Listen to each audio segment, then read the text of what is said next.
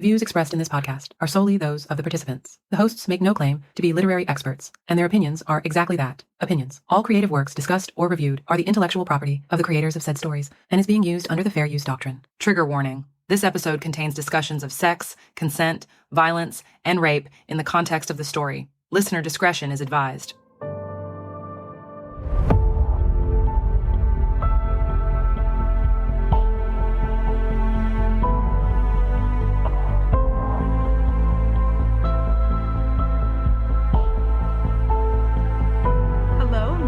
Swords and Soulmates, a podcast where we read, watch, and discuss romantasy stories.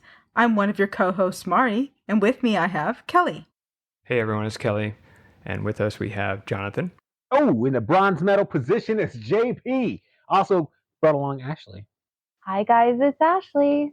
Today we will be discussing The Last Storm by J.D. Linton. But first, some news. So starting off, I actually have a lot of news today, so it's going to be a news-heavy segment, but I cut it down as best I could. There's just a lot going on. Juliet Cross, who's one of the authors who's going to be at the Fabled Fantasy event in October in Orlando that we'll be going to, announced that on the 15th of June, which is 5 days ago as of when you're listening to this podcast episode, she opened up her shop to where she has signed books, art prints, stickers, apparel, and the long-awaited pre-order for her Wraith King series that was supposed to be out earlier this year, and she pushed it back for some editing, so now it's going to be available for pre-order, so check that out if you're interested. Is that like an Etsy shop, or she got like a full-on website? She's got a website. Nice.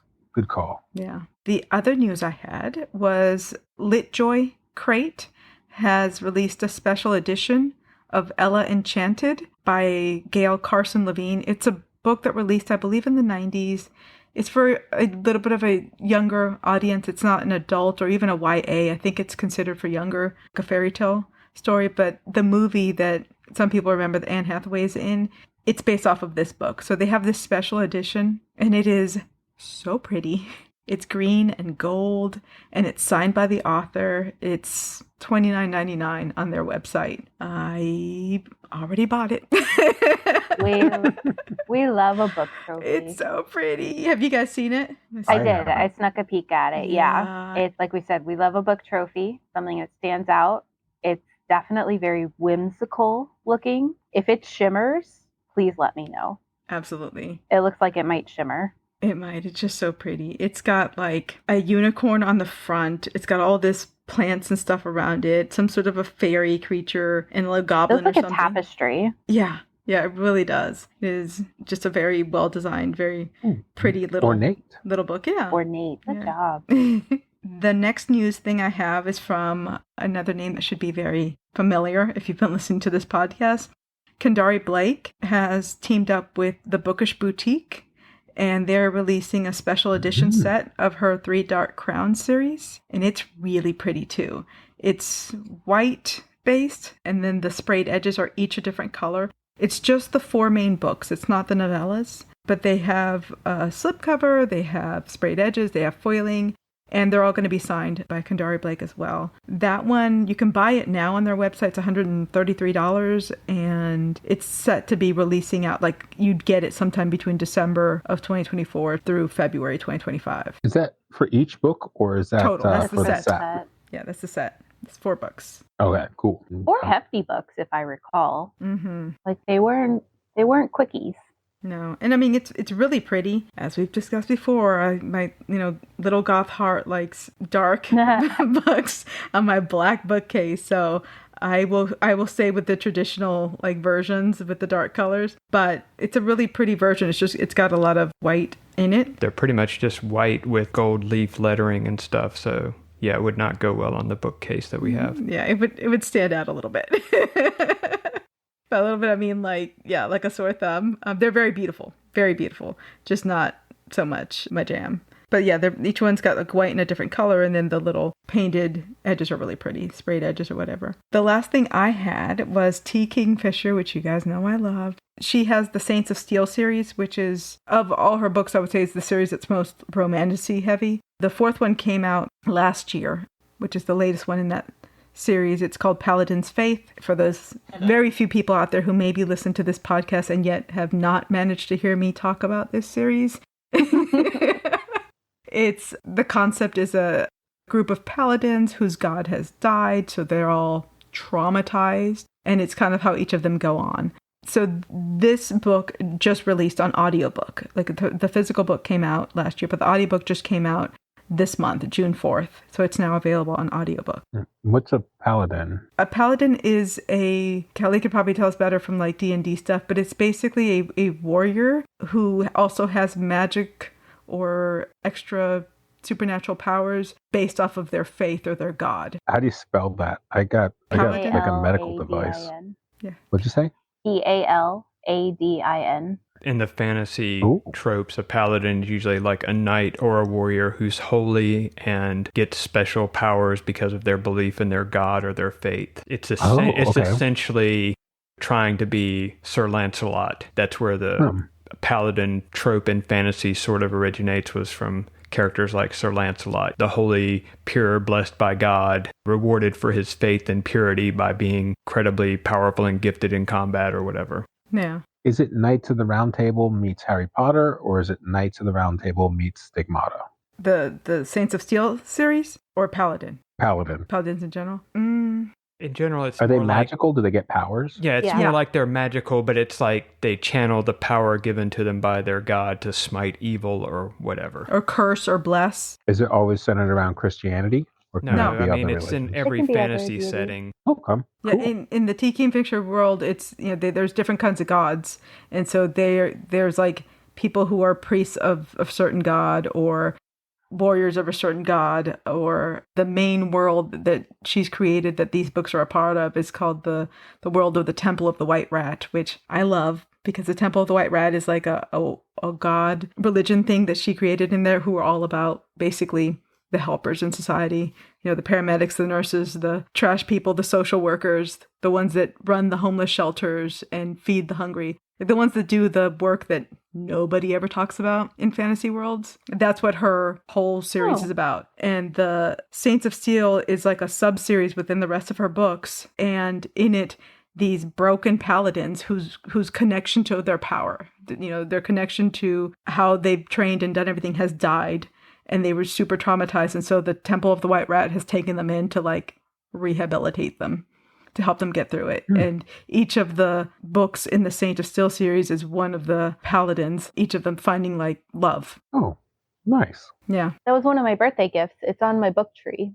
It's at the top of my book tree. Oh. From Mari. Did you write her a thank you card? No, I'm a bad human. I think I sent her a thank you message. You did.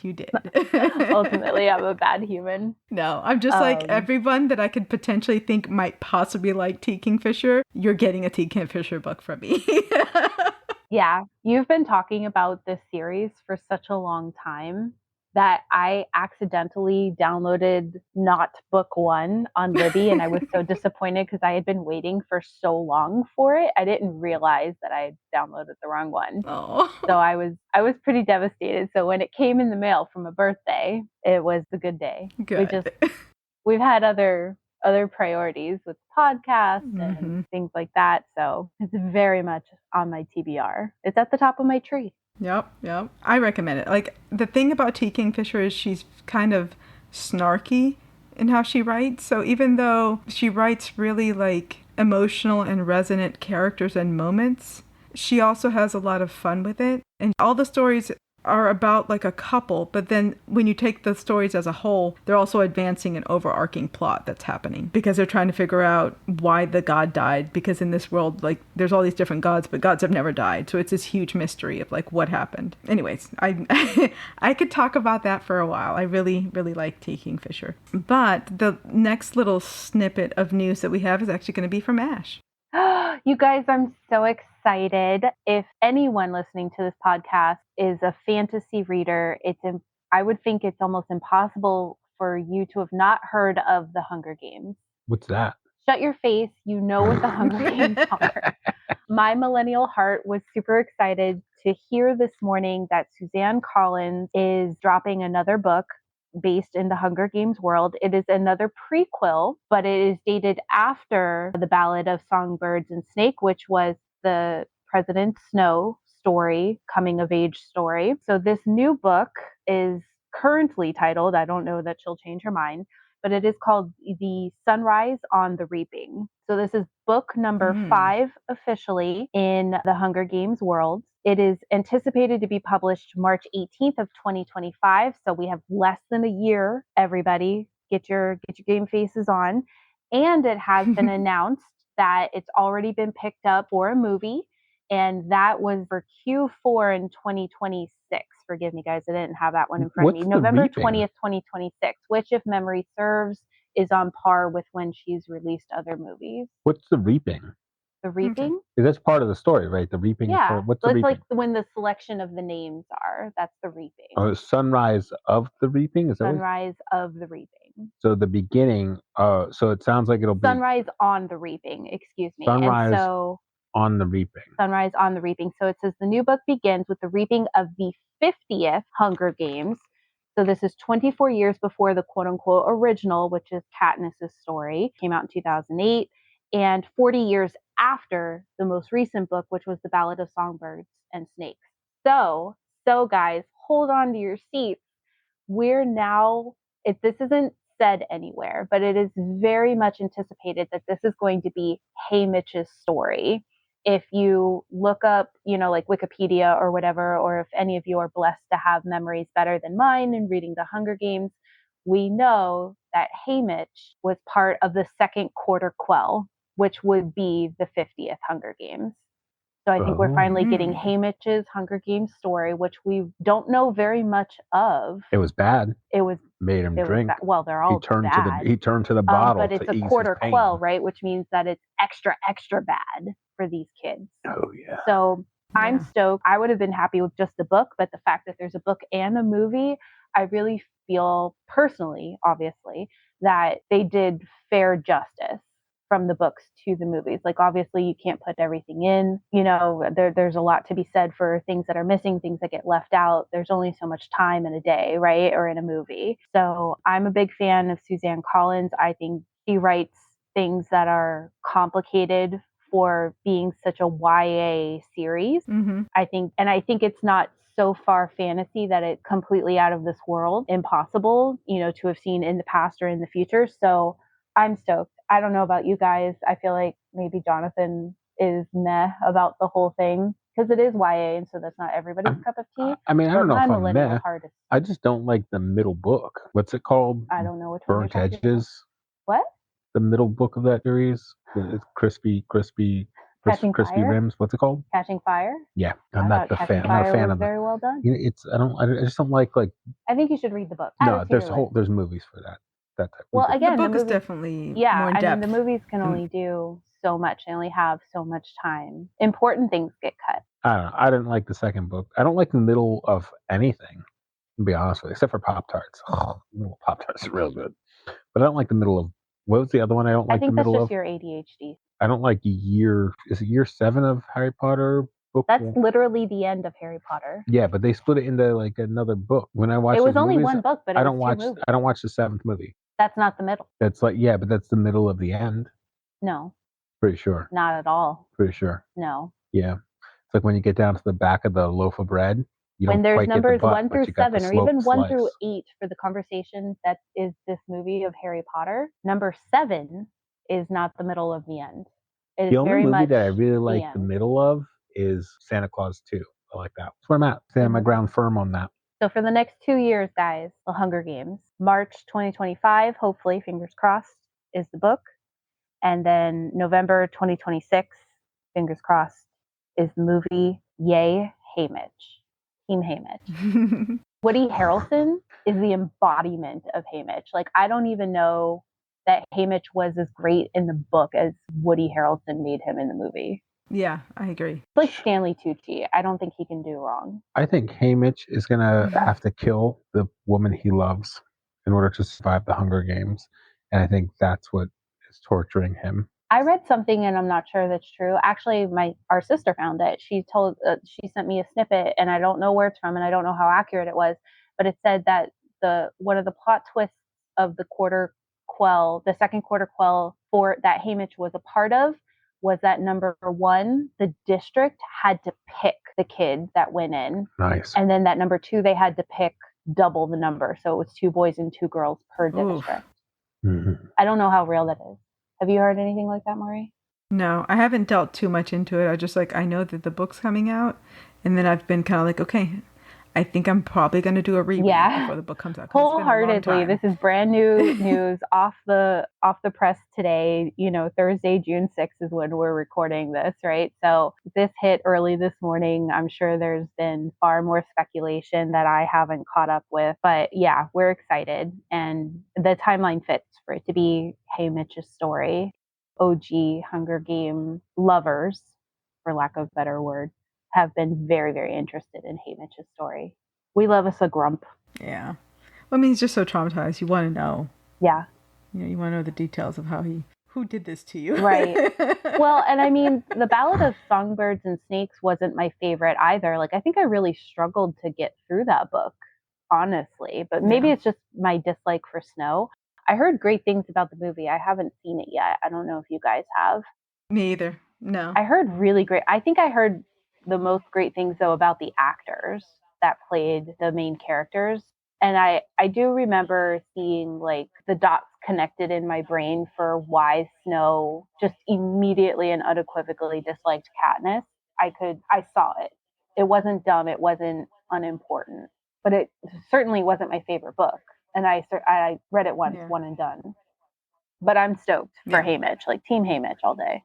Yeah, I'm curious. I'm curious how it's going to go for sure. All right, so unless anybody else has any news, we're going to move on to the book. I will say that this author is another author that's going to be at the Fabled Fantasy event in October in Orlando. So we did our usual, basically pulled the numbers at random from the list that we have of all the authors, and this is the one we came up with. And she just has, it's J.D. Linton is the author, she just has the one series. So it was easy to decide what to read. It was going to be number 1 in this series. The book was published, it's called The Last Storm, and it's from the Rogue, I don't know if it's Rogue Versus or Rogue X, but it's Rogue X Ara is the name of the series. This particular book, this first one was published November 12th of 2022. I'm going to read you the synopsis, and then we'll talk a little bit about our overall rating, spoiler-free, before we get into details. Spoilers. Era Starrin's entire life has been a lie. Hidden in the shadow of her controlling father, General Evander of Arena, Ara has never tasted true freedom. For most of her life, she's been locked away in his estate, as he is determined to protect her from the bloodthirsty Fae across the border. But as her 26th birthday comes and goes, he decides it's time for her to marry, against her wishes and completely unbeknownst to her. Ara's fate is sealed the moment he announces her engagement. Rogue Draki's entire life has been a painful truth. Raised at the hands of his father, the merciless king of Raverin, Rogue has never tasted an ounce of kindness. Now that his father is dead, the crown has been thrust upon him, and it is his responsibility to save his people from the wrath of Arena. It is for that reason he crosses the border into Arena to spy on the court in the capital, for secrets, leverage, anything. Rogue's fate is sealed the moment he lays eyes on Era Starrin. All right, so what do we think for overall stars without spoilers? Just overall stars, not even going into the specifics. We'll go into specifics after we do spoilers, but just what rating did you give it overall? And then general, non-spoilery, why? I gave it a 3. I lost interest. To be fair, that was my fault because he had to listen to it at my speed while we were on the road. So it's the author's fault. Not your fault. It just didn't. Sometimes books agree with you. Sometimes books don't agree with you. It just wasn't it for me. So. Gotcha. Ash, what do you think? I thought the book was overall, I think it was a 3.5. It was interesting. It was a little bit more action than we've seen in other books. Yeah, it was a 3.5. Kelly? I had to go with the 2 on this book. I did not enjoy it. Overall, I didn't enjoy it. I thought there was some interesting things in it, but there was too much that didn't click with me. For me, it was a 2.5. I had several problems with it. The female main character felt very immature, much more the age she was supposed to be. In my mind, I kept thinking she was 16. That's how she acted. Which I know she was real sheltered, so that is probably part of it, but still I had a hard time seeing her as a like grown adult. And then also the emotional resonance in this story was very whiplashy to me. So there were moments where it would be very like heart-wrenching. Things would be happening. I'm like, oh my gosh, I'm starting to care. And then the very next sentence, it would be something completely different. It's almost, you know, I've never written a book, so very much kudos to the author who finished her book. But it almost felt like the author was afraid to go too deep into the emotional parts of it. Because it was like almost like I would get into it and then something would change and I would the character would completely flip. That's about as detailed as I can go without spoilers. All right, does anybody else have anything to add before we move on to more spoilery details? I do not. Nope, let's go on to the spoilers. Spoil me. All right, Kelly, you want to do our little spiel? Sure. So, dear listener, from this point on, we will be discussing spoilers. So, if you want to remain spoiler-free, then you need to stop the episode here, finish reading the book, and then come back and join us later. Or if you don't care about spoilers, then continue listening on. All right. So, do we want to just go down to like fantasy? See what we thought about the fantasy rating? Word. Unless you want to talk about anything in the overall that involves spoilers, or we can go do that as we go to each segment. The only thing I'd add about the spoilery in the overall part was just a little bit more of the same thing, where it was like something really deep or emotional would happen, and then it was like, let's bang. And not like in a tender way. It was very, No, you're right. I was saying the very same thing jarring. with Ashley earlier. I was like, so... I'm getting whiplash here. Yeah, I saved your life, and then I impaled myself on his cock. I was like, I told her, like, so part of my issue with some of that was like the verbiage that they use. See, I didn't think the verbiage was too bad, but I think she showed me her sex. It's polite. It's so broad. It's, where do you live? Earth. You want to know what the sex was like? I want to know. I would like get a little more explicit. Like, there was a sweat trickled down his gluteus maximus. Like, it's like stuff like that. Was like, what is going on? Like, it was polite. It was definitely. She's on the spectrum with me. She's my people, and she was like, "What's the best word to use?" Sex. Pound. For me, it was pound. All the sex was pounding. And like they'd say these like tender moments, and then it'd be like, he pounded into her. I'm like, dude, settle down. His phalanges penetrated her sex. That's what I heard. So I don't mind smutty stuff. I don't mind the sex stuff. I seek a lot of this stuff out, let's be honest. But like we talked about the last episode, this is about expectations. Like, this is not the kind of, I guess it's just not the level or the way that I expected the sex to be in it from how the book started and from like some of the emotional like choices and things that were happening to the characters. Mm-hmm. It was a little jarring to me. So yeah, I felt that she was immature. I felt that I got whiplash. I felt that there was a lot of the miscommunication trope or like lack of communication trope, which is that was heavy. Just one that I don't like. Yeah, I'm not a big fan of that particular trope in romance stuff. Yeah, that was my overall stuff. Anybody else have anything overall-ish before we get into fantasy rating? There was a heavy amount of daddy issues. So many on both sides of the coin. Yeah, on both sides. That it was like very much in my face with the daddy issues. And so like kudos for acknowledging and like vocalizing. Like I thought Rogue did a very good job of acknowledging his daddy issues, but there didn't seem to be a ton of growth. It's hard to ignore dad trying to murk you. There was so many daddy issues. I was entirely convinced that Rogue's brother, the other son of the bad king, the one that didn't have wings, that he like killed the mom or ran him off or whatever. Like I was convinced that son, Rogue's unknown brother, was going to turn out to have been the human father of the main chick, just to make there even more crazy daddy issues. I was like thinking, how else can there be more daddy issues intertwined in this to completely screw these characters up? Kelly. It was a little, I think it made everything kind of became super predictable. I think we got like a quarter of the way into this book, and I looked at Ashley and I was like, what's going to happen? She's the missing child, the missing human child, and he's going to the magic right on. Oh yeah. Like I was like, I was like, I mean, and then when they were like something to be long lost said- brother, I was like, yeah, that guy's super at the top. There's He's something pissed to off. be said for a sex reset. I'm just saying, there are For- some of us A what? a sex reset. Yes. Like a hitting a button. No, like how you claim that I get into these moods. I don't. And I need a reset. Disclaimer: I don't ever claim that. I think you are the most amazing person on the face of the earth. Your I never. dimples are telling us that Nobody you're a can liar. see my dimples. I can see your dimples. You're holding them out, puffing them out like a puffer fish. Is it some kind of weird female fantasy that a lot of women have, that they find some dude who bangs them so hard they get magic powers? I mean, what in the world? I mean, why not? I mean, it doesn't really happen. I keep It's an trying. It doesn't awakening. work. I tried to bite her and see if I could leave my mate mark on her. I think having magic powers is a dream or is a fantasy of all people. Like whether it comes through sex or through a genie in a bottle or through getting bitten by a radioactive spider, like however you get it. Having magical powers is, Well, I mean, if we get into the I don't know. psychology of sex with the right partner, right? There's something to be said about the empowerment of your own body, the pleasure that you're receiving, the pleasure that you're giving, the confidence that you gain in that setting. So yeah, why wouldn't that lead to magical powers? In fact, now I want it. Make it happen. Figure it out. But I mean, the daddy issues for me eclipsed a lot, and then it did get a little like I was making predictions, and that's not my jam, right? I'm the golden retriever here. I'm here for a good time, not for a long time. And even I was figuring out where the story was going to go.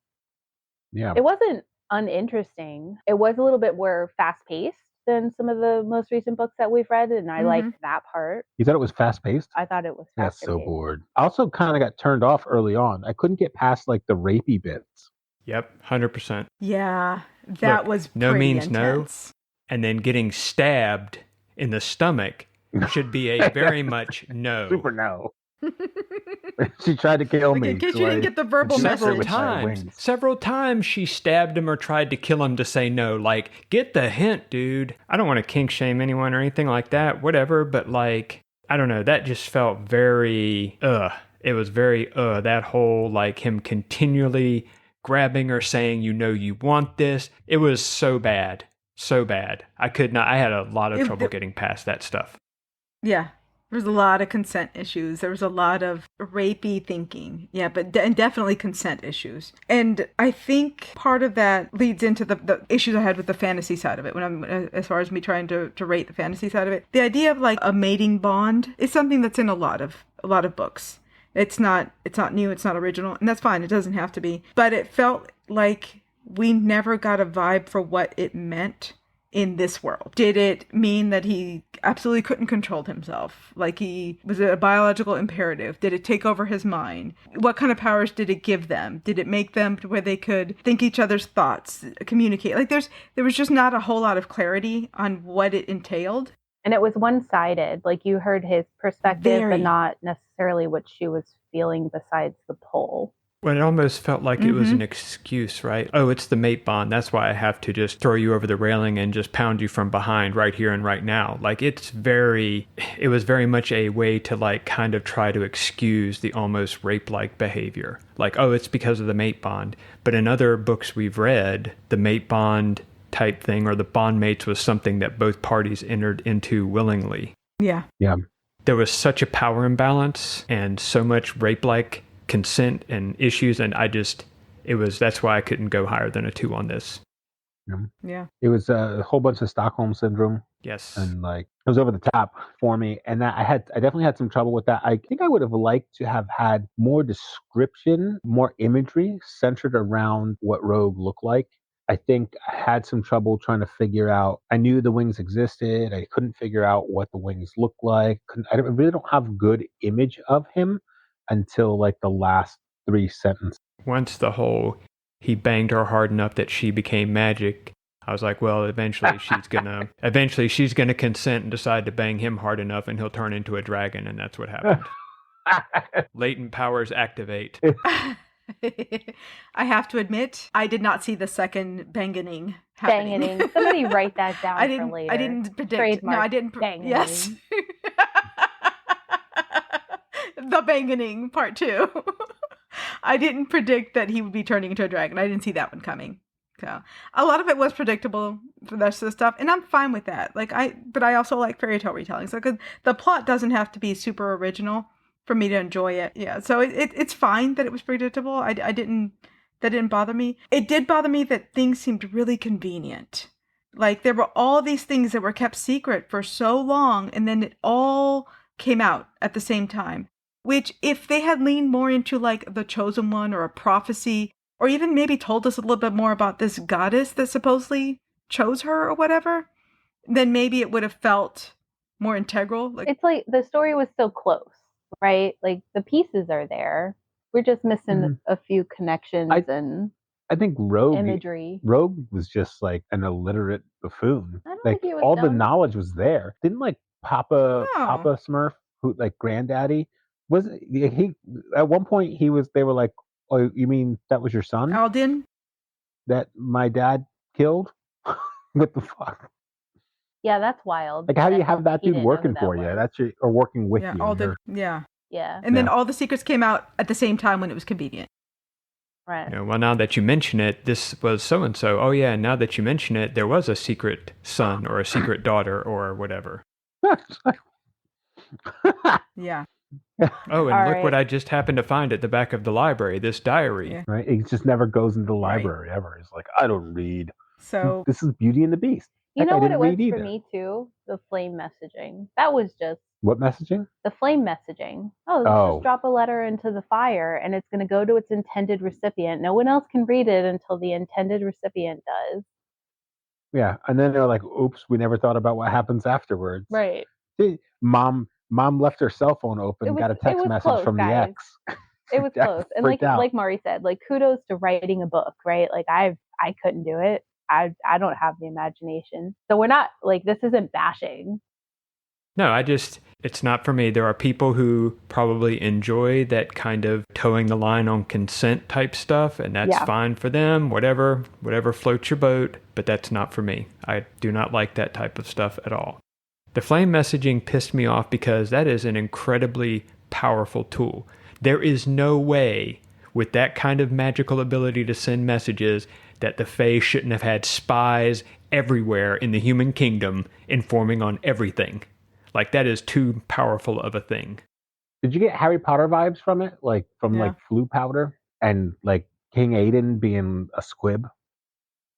He wasn't a squib. He had like amazing powers. Yeah, I keep trying to explain this part to you. He wasn't a squib. Oh. Spoilers, guys. He wasn't a squib. Let's keep going. What's next on the list? Fantasy. Do we rank fantasy? Yeah, we ranked overall. Fantasy? We need to rank and talk about fantasy. Jonathan, go.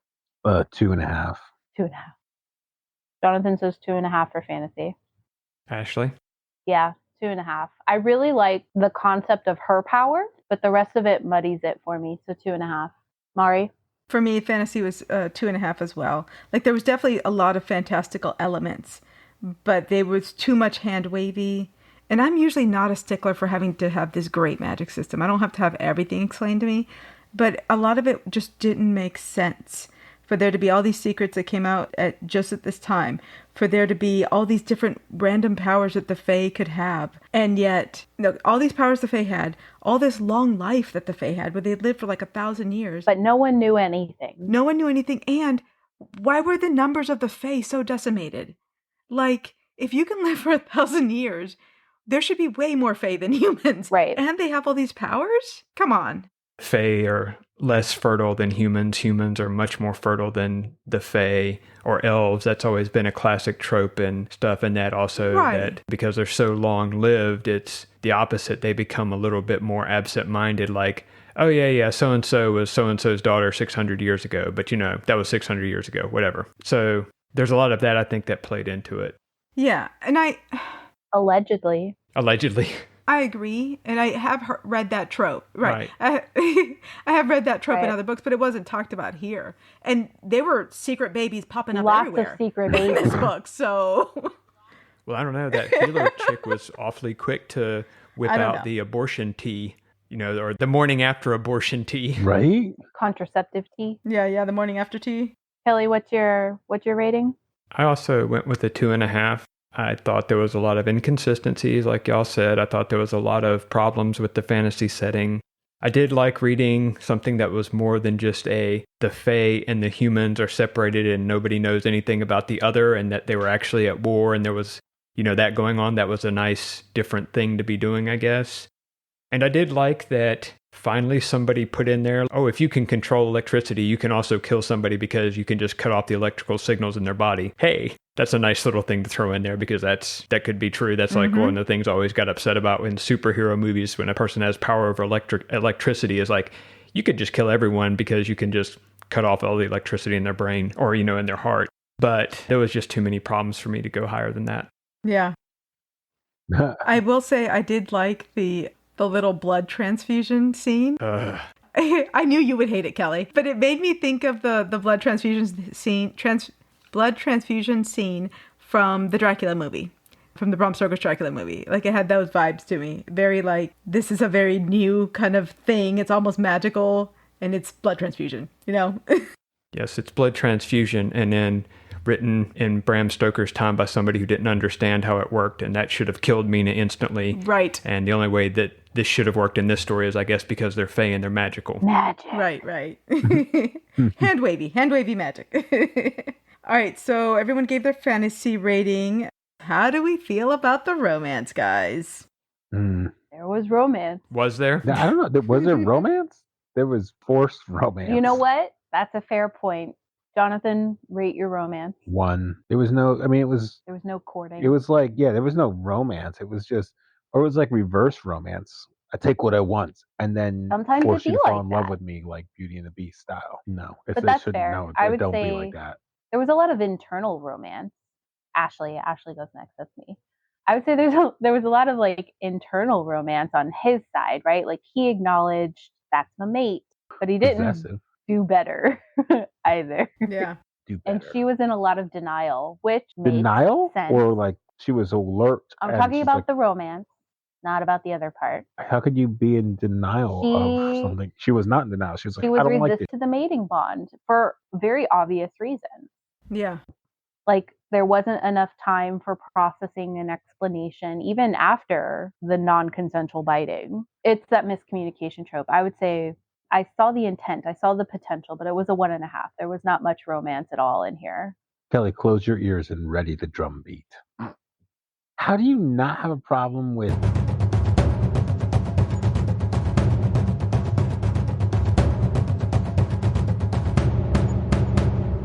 Who?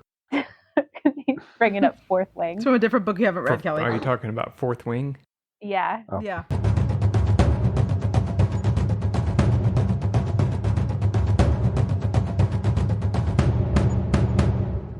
I think those are different problems. There's something to be said about, and we could have the stranger man versus bear in the woods conversation if you really want. No, Kelly, but listen, if Mari asks you about a bear, don't answer.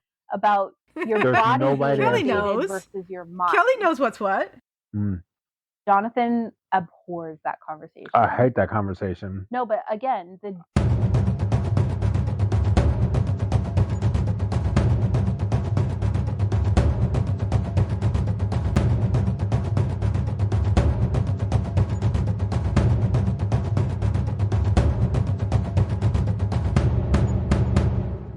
You know what I did like? I like the use of the wings for sex. Yeah. Oh, we're not there yet? We're not there yet. Yeah, hold that thought, Jonathan. Mari, Hold that thought. Mari, rate your romance.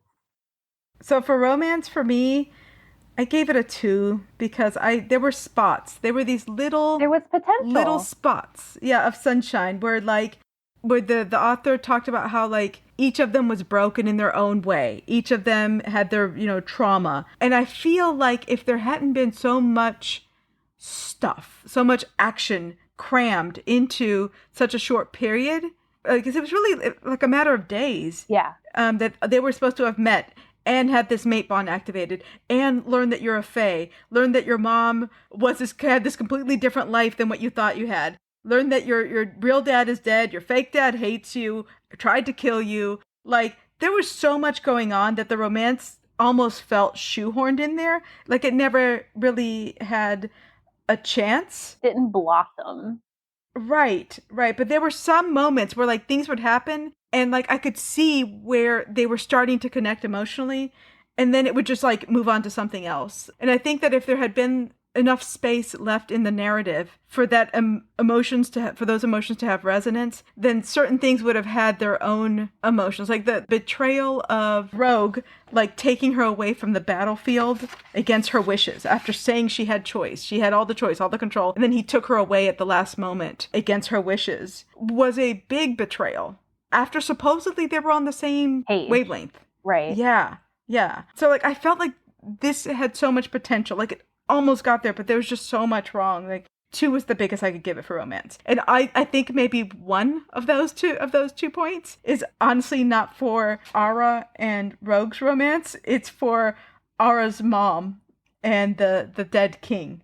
Like their storyline seems like it would be interesting. And I know that there is a prequel novella. I don't know if I'm going to read it, but I think they may have had an interesting love storyline. I choose to think that they had an interesting love storyline. I choose hope. I gave it a 1.5 only because, like Mari said, I think that Ara's parents, their love story, had a lot of really nice romantic elements to it, and everything else was really not very well developed. There were teases that there could be some other romance, but nothing was ever even explored. Like the healer chick and the librarian may have had something going on, maybe, I don't know. And then there was also Delphi, the twin? Mm-hmm. The one who could disappear? Right. Did she have some kind of thing going on with the... Thana? Yeah, with Thana. It seemed like there was a hinting of that maybe or something. So that was like, I don't know, there was like some teasings of some romance, but the main romantic arc was just virtually non-existent. Yeah. And what romance was there was so strongly overshadowed by the lust type stuff. And also, I don't know if the author was trying to get to a comparing Ara's parents' romance to the romance that she was having and that they would have the same kind of romance, but all it did was make Rogue and her romance look terrible by comparison. Yeah. All right. So now, Jonathan, that thought you held. Spice. Spice. Wing, and a cocoon of sex. If I had wings, I would have never thought to use my wings to, but then also like your asshole would be flying solo. Like anybody could sneak up at that point, right? So I'm just trying to think of the mechanics. Like, what do you do with wings? If you got wings, what do you do with? That's why I was like, give me some imagery. I want to know how big are these wings? But apparently they're big enough to be like, come to me, rep me, show me your sex. Here's my phalange. I mean, if they're big enough to carry him flying while he carries her, he carried her flying. So I mean, it's got to be pretty big to carry 2 people. Yeah. What's your number? Oh, what my number? Yeah, you got to rate it. Oh, I'll give it a 2 just for wing sex. 2 for wing sex? Does he have a tail? No, he does not have a tail. So he's just got. So when he's doing wing sex, his booty is just out there. Well, that's how it is for most people having sex. Yeah, but like the front of him, he's like, you can't see me now. He hides like a child. Well, like a fat kid behind a pole. He's really hiding her because in this book, like in many Fae books, the Fae don't have these hang-ups about nudity. I think Jonathan's just concerned about his butt being there for the world to see. There's a quote that I highlighted, and I believe if I'm remembering it right, it was when Era was like trying on the dress that she went down to breakfast in, the skimpy dress, and Thana said, "You should never feel ashamed showing your skin. It's just that, skin the goddess gave you, no less. You should be proud." A good line. Yeah. Advice for us all. Yeah. What'd you come up with, Ashley? I thought it was a little spicy. I give it a 2.5. Again, the potential was there, but like you guys, like we said this almost ad nauseum. There are some consent issues, like it was a lot of it, right? Like a lot, and then the daddy issues that really didn't do it for me. Yeah, so it was a 2.5. There was quite a bit of spice, and there were different angles, and there were wings, and there weren't wings. So yeah, I thought it was a solid attempt at lots of spice. 2.5 for me.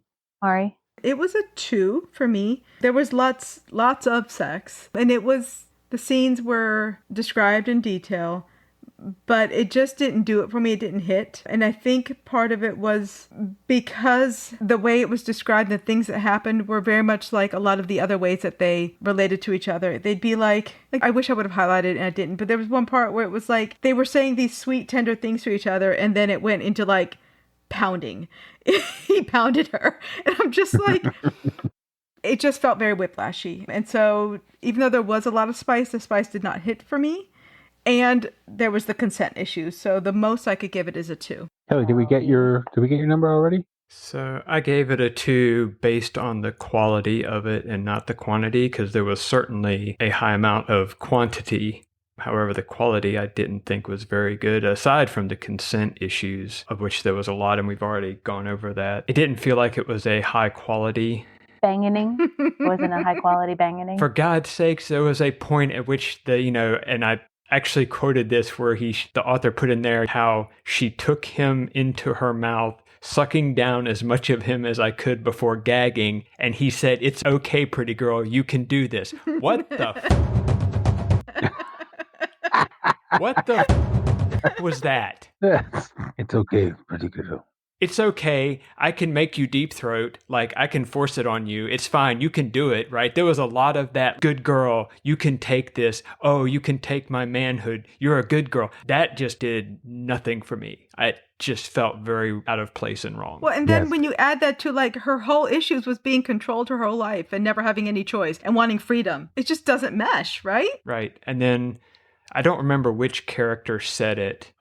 It may have been Thana or the healer chick, but something, they said, telling her like, he's had a hard life that you would know nothing about. Yes, he invaded your privacy. That makes rape okay, that he had a hard life. Right. Well, his dad did try to murder him, so he's got to take as much pussy as possible. Yeah, so he can rape whoever he wants. So, yeah, the consent issues and everything to me, it tainted every bit of the spice in there. Hey, did we talk about consent yet?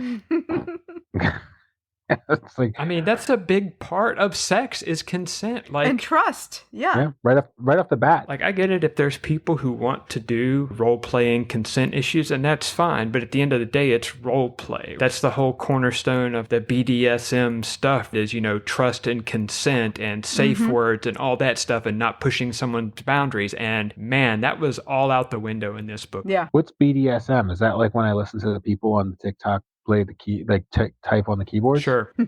So the consent made the spice difficult to take. It just could not work for me. Especially because there was such an imbalance in them. Like, he was physically bigger than her, and he had these wings, and he had this well-developed power, and he had this authority, and he had her... And he had an army, and he had servants, and he had guards, and he had, all these people loyal to him who reassured her, oh, it's okay, he had a hard life. Yeah. He was the victim. Remember, he was going to give her back and then suffer the rest of his life after having raped her. Yeah, after the many times he said something in his thoughts about, it took every fiber of his being not to bend her over the rail and pound her from behind. Lots of railings in his castle. Okay, moving on. Cover art. The cover was done by Bianca Bordianu of Moon Press Design. What did we think of the cover? I liked the cover. I thought the cover was nice. Yeah, I figured it was a cover you liked, Jonathan.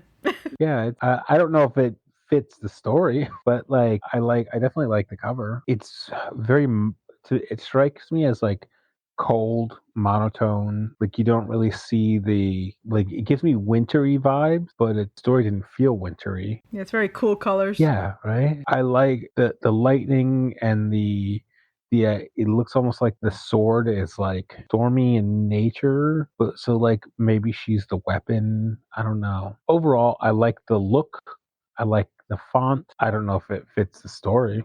So the questions that you'd have to say as far as for your rating is, would it catch your attention and like make you pick it up, and or is it indicative of the story? Yes and no. So what rating would you give it overall? I'm going to give it a 2 for would it catch my attention, and then I'm going to give it a 1 does it fit the story? So in total, 3. Kelly? I gave it a 2.5. I think it was a nice, simple cover. I think it did okay as far as representing what was going on. I don't know why there was a sword on the cover, other than I guess the fact that the main character, unless it's supposed to be a dagger, because she was quite fond of stabbing people.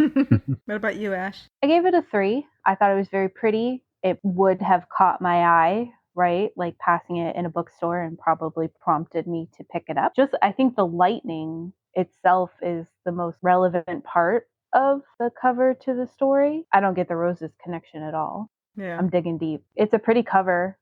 It's aesthetically pleasing, and it's a 3 for me. Yeah, for me, I thought the cover was pretty. It would definitely catch my attention if I saw it in a bookshop or whatever. The sword and the roses. I don't know that I would even pay attention, really notice the lightning at first. Right. I more notice actually the little moon-looking thing above the pommel of the sword. That pulls my attention because it's in the very middle of it. So it's pretty. I don't know that it tells a whole lot about the story, but it caught my attention. I would say it's a 3 for me. Anything else anybody wants to say about ratings or the general stuff before we go down to the main attraction, main question? Just remember that all of this is opinion that's subjective. It's not to say that this author is a terrible person or this is not a book I enjoyed because of the way the content was portrayed. And maybe some people, this is right up their alley. And if you look at some of the ratings on Goodreads, it's obviously up a lot of people's alleys. And there were a lot of people who felt the same way that we did, that, the characters were immature and there was consent issues, and there were people who were just in love with it because that's what they were looking for. So yeah, definitely not bashing the author, just like obviously there's an audience for it because it's got a 6,000 something reviews or ratings, and it's got a 3 point. It's got like a 3.75. So obviously plenty of people enjoyed it. That's pretty decent. Yeah, obviously plenty of people enjoyed it, and so the author has tapped into what some people want to read, and right on, good for them. So do we think is it a kissing book? I don't think it's a kissing book. I don't think it's a kissing book. I agree, it's not a kissing book. I think it wanted to be a kissing book. It's a sex book. It's a banging book. It's a banging But book. it's not a kissing. I think, does a kissing book mean that it has to be like 2 people kissing, or can one person just do all the kissing? Well, I mean, we described the kissing book as if romantasy and fantasy, they're both elements in it, right? If the romance were taken out of it, it would affect the plot. It would change the story. The story would fall apart. So if they did not hook up romantically. Did they hook up romantically? Well, assuming that what they did was romantic, assuming that was the intention. If they did not hook up romantically, how would the story have changed? She would have, yeah, you're right. I mean, they had to bang the magic on. It was like Fonzie smacking the jukebox. It was sex magic. It's the power of sex magic. I'm saying it's not romantasy because I didn't think there was any romance in it. Like, I did not think the main characters had a romance going on. Like, you can have sex without romance, and I think her banging was sex without romance. You'd have the same even if thing it's in prison. hated down the line. Yeah, several times she said that I'm not going to marry you. I don't want to marry you. Like, even right before she banged him one time, she said, this doesn't mean I'm going to be your mate. Yeah. I think it wanted to be a kissing book. Yeah, I think that's the best description. I think it wanted to be a kissing book. It had aspirations of being a kissing book. # goals. # goals. # banging. At some point, I'll forget that word exists, but it's not tonight. So we'll say this wasn't romantasy. This was a banging book. This was a banging. It was. Now all I can think about is that line in Hook, Bangarang. Yes. Bangarang. Bangarang. Sorry. Oh, okay. On to rapid fire. Rapid fire. Our rapid fire topic is going to be Beetlejuice. Obviously, the first movie, because the second movie is coming out in September of this year. So we have not seen it yet because it is June. So, Beetlejuice, is it a kissing book? Who wants to go first? Jonathan does. All right, I want to go first? Yes. Yeah. Nah, Go. I don't think it's a kissing book. There was definitely some best friendification going on. Like, I'm going to the store, best friend. You know what? Me too, best friend. Let's die together. Okay, got it. And then there was like remarried Pop who like brought his awkward kid to Rapid the country. fire, sir. I'm rapid firing. Get it out there. Come on. I don't yield my time. Anyway, Beetlejuice came and he was like, let me try to take this girl from myself. Right. So yeah, I don't think it's a kissing book. I'm going with a no. Kelly. Beetlejuice is not a kissing book. It's not romantasy. It was a fun movie and it was enjoyable, but it wasn't romantasy. Kelly has no notes. Mari? I think it was. I think it's romantasy. And the reason I think it's romantasy is because the couple at the beginning have this super romantic little staycation. They have the whole plans of what they're going to do with their house, do their life together, try and have kids together again. And so much of it is about them loving each other and them being the parents that Winona Ryder's character needed. And in the end, they got their child. They got her. And it was a sweet little story. And yeah, I think it's romantasy. Ashley also thinks that it's romantasy. I think you boys are here for the entertainment and you missed it. And so when we're talking about this movie specifically, right, because there are Beetlejuice cartoons and there's probably canon that I don't know anything about, but for this movie, it was romantasy because Mari said it, the couple at the beginning, if you remove that couple from the basis of this movie, it's an entirely different movie. The movie wouldn't exist, right? The house was only haunted because of them and their love and their wanting to be this house, their unfinished business, whatever. We would not have had this movie. And for that reason and that reason alone, it is a romantasy. Thank you very much. All righty. Split down the middle, aren't we? All right. Anything else we want to go over before we wrap it up? Did we cover consent? Did we cover consent? Yes. Yes, at the beginning. Consent. Yeah. We've covered consent a billion times. Consent so to banging. We're good. Consent. I consent to banging. That is the most epic thing that we as a friend group have created to date. Thanks for listening to Of Swords and Soulmates. Before we go, make sure to check the show notes, rate and review us on your podcast app of choice, and follow us on Instagram at Of Swords and Soulmates. We're also on Blue Sky and Threads with the same username, or join us on our Facebook page, Of Swords and Soulmates, or on our website, ofswordsandsoulmates.com. If you'd like to offer a suggestion for a future rapid-fire question, you can reach out to us on any of those methods. And if you'd like to read along with us as we prep for a new episode, follow us on Goodreads at Of Swords and Soulmates. We hope you'll join us in 2 weeks for our next episode when we review Wolf Gone Wild by Juliet Cross.